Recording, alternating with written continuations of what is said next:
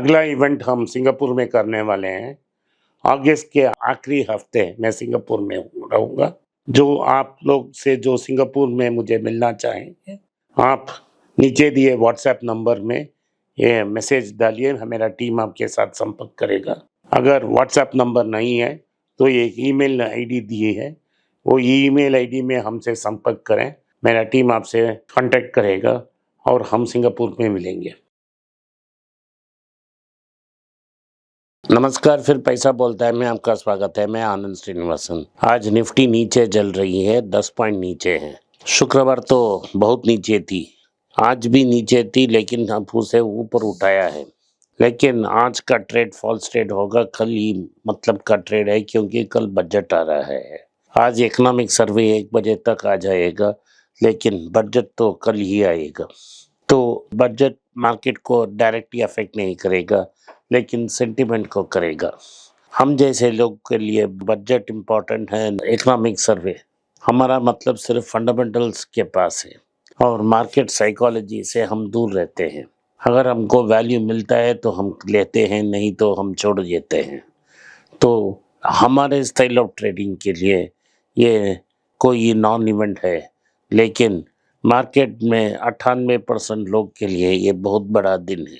तो बेहतर होगा आज आप ना ट्रेड करें और वेट करें, देखें कल क्या हो रहा है, उसके बाद हम मार्केट में एंट्री दें।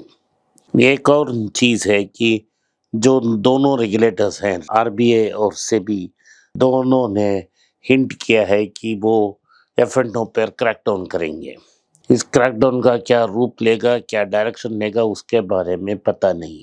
लेकिन मार्केट जो वीक हो रही है, इसी कारण से वीक हो रही है कि रेगुलेटरी एक्शन आएगी और मार्केट को इम्पैक्ट करेगी। तो अगर रेगुलेशन नहीं आई तो एक रिलीफ रैली हो सकती है, जो निफ्टी को और ऊपर जा सकती है। लेकिन रेगुलेटरी एक्ट तो बजट में नहीं आएगा, जो रेगुलेटरी एक्ट आएगा वो बजट के बाहर आएगा, तो उसके लिए बहुत दिन है। कल तो डेफिनेटली नहीं आएगा, तो हम इसके लिए वेट करेंगे। गोल्ड का दाम में 10 रुपया का कमी हुआ है, 6,825 रुपया 1 ग्राम का है। लेकिन आज रात अमेरिका में गोल्ड ऊपर जा सकता है, क्योंकि नॉन ट्रेडिंग अवर्स में गोल्ड का दाम ऊपर गया है। इसका प्राइमरी कारण ये है कि बाइडेन से इलेक्शन से बाहर हो गए हैं और उन्होंने भारतीय कमला हैरिस को नॉमिनेट किया है। लेकिन मतलब साफ है कि हमें कोई फ़र्क नहीं है कि ट्रम्प जीते या कमला हैरिस जीते, लेकिन मार्केट बेटेड ब्रेथ से वेट कर रही है। अभी जो एक्सपेक्टेशंस हैं कि ट्रम्प ज़रूर इस इलेक्शन को जीत जाएंगे, तो उससे मतलब ये है कि इन्फ्लेशन और बढ़ेगा और गोल्ड का दाम ऊपर जाएगा। 3 ऐसे कंपनियां हैं जिन्होंने रिजल्ट्स डिक्लेयर की हैं, हम तीनों के बारे में बात करेंगे। पहले न्यूज़ है एचडीएफसी बैंक का, जो quarter on quarter negative profit show की है, लेकिन पिछले साल से के मतलब से 35% ऊपर है। शायद मुझे पता नहीं कि एचडीएफसी बैंक का ये स्टैंड अलोन रिजल्ट मर्जर के बाद के रिजल्ट से कंपेयर हो रही है। ईयर ऑन ईयर में तो एक सीक्वेंशली ड्रॉप हुई है। एचडीएफसी बैंक और एचडीएफसी मर्ज करने से प्रेशर ये है कि प्रॉफिटेबल डिपॉजिट्स नहीं आ रहे हैं। क्रेडिट डिपॉजिट रेशियो 100 में चल रही है, आइडियली 80 से 82 है। तो लाजमी है कि एचडीएफसी बैंक की ग्रोथ अफेक्ट हुई है। शशिधर जगदीश जो मैनेजिंग डायरेक्टर हैं, उन्होंने सीधा बोल दिया है कि वो एडवांसेस को स्लो करेंगे जब तक डिपॉजिट्स की राइज ना हो जाए। दोनों सेबी चेयरमैन और शक्तिकांत दास ने ओपिनियन जिताया है कि इसका प्रॉब्लम सिर्फ स्पेकुलेशन फ्रेंसी और कैपिटल मार्केट में पैसा लगाना है, तो शायद कब्ज आएंगे। लेकिन तो न्यूज़ ये है कि टायर 1 कैपिटल एडिक्वेसी रेशियो 19.33 है, लेकिन आरबीआई का एक्सपेक्टेशन है कि ये सिर्फ 11.7 होगा। टायर 1 कैपिटल 17.3% में है और capital adequacy ratio for tyre 1 लगभग 18.8% है। एचडीएफसी बैंक के पास अनेक पैसा है, लेकिन अभी वो क्रेडिट डिपॉजिट रेशियो को कंट्रोल में लाने के लिए अपना जो एडवांसेस है उसको कम करेंगे। ओवरऑल रिजल्ट्स अच्छे नहीं हैं एचडीएफसी बैंक की, लेकिन स्टेडी रिजल्ट्स कहा जा सकता है, तो बैंक बहुत बाहर नहीं जाएगा। अगर मार्केट में बड़ा करेक्शन आएगा तो 1500 के नीचे जा सकता है। कोटक महिंद्रा का Q1 रिजल्ट्स नेट प्रॉफिट 81% है, लेकिन इसमें 81% इंक्रीज में एक बड़ा न्यूज़ ये है कि लगभग 3000 करोड़ का उनका पैसा जूरिच इंश्योरेंस से मिला है, क्योंकि वो असेट को बेच रहे हैं। सो स्टेक सेल के कारण ही ये वन टाइम प्रॉफिट हो रही है। अगर हम quarter on quarter profit without this one time देखें तो एक स्लाइट रिडक्शन है प्रॉफिट्स की। तो कोटक महिंद्रा तो प्रेशर में है और डास भी है कि वो बहुत कंजर्वेटिव से मूव कर रहे हैं। शायद वो डिपॉजिट्स इंक्रीज होने से बेहतर परफॉर्मेंस दिखा सकते हैं।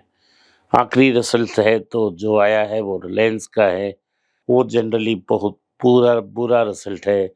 ईयर और ईयर में ही डाउन है प्रॉफिट्स 5% की। शायद इसका रीज़न है कि कच्चे तेल का दाम में कुछ मुनाफा ज़्यादा था पिछले साल, अभी उसे थोड़ा कम है। तो ऑयल टू केमिकल बिजनेस ने कम प्रॉफिट दिखाया है। जो रिलायंस की रिटेल और टेक्नोलॉजी आर्म उसने बेहतर परफॉर्मेंस दी है, लेकिन ओवरऑल सेंटीमेंट वीक है। शायद इसीलिए रिलायंस ने जो डेटा प्लान्स की दाम है उसको बढ़ाया है 13 से 21% तक। इससे वो प्रॉफिट्स को ग्रो कर सकेंगे वापस, क्योंकि अगर सेल्स भी कम होती है, मार्जिन्स तगड़ा है, इसीलिए सर्वाइव हो सकती है। तो ओवरऑल हम इसको आज के लिए अवॉइड करेंगे और इसे कंसिडर नहीं करेंगे। विप्को का रिजल्ट बहुत खराब था, रेवेन्यू गाइडेंस भी बहुत खराब था और स्टॉक मार्केट को 7% नीचे घसीटा। मार्केट को घसीटने में विप्रो का बहुत बड़ा योगदान है। तो विप्रो का अर्निंग्स लगभग 24 टाइम्स अर्निंग्स है। आप इसको अवॉइड करें, इनको कंसिडर मत कीजिए।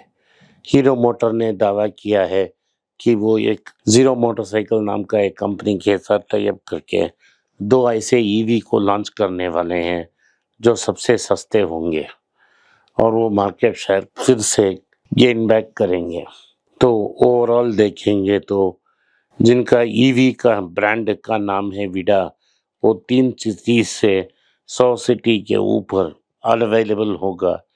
तो कंपनी का एक सिग्निफिकेंट स्केल एडवांटेज है, क्योंकि उनके पास कस्टमर 100 मिलियन कस्टमर्स हैं, 750 डिस्ट्रीब्यूटर हैं और सारे पिटफॉल्स उनको पता हैं। बजाज मोटरसाइकिल ने फ्लिपकार्ट ने अपना स्टॉक को लिस्ट किया है। जो माल वो बना रहे हैं उनको वो फ्लिपकार्ट के जरिए बेचेंगे। ये तो हीरो ऑलरेडी कर चुकी है, बजाज अपने गेम में ज्वाइन हो रही है। तो फ्लिपकार्ट की लॉन्च के लिए स्पेशल ऑफर्स दे रहे हैं फॉर अ लिमिटेड पीरियड।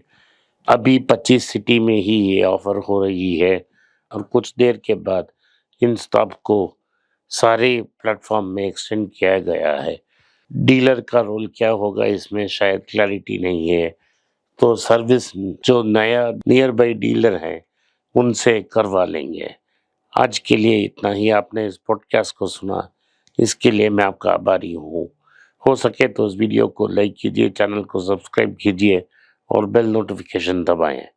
इस वीडियो को अपने दोस्त और रिश्तेदार के पास भेजें। धन्यवाद, नमस्कार, जय हिंद।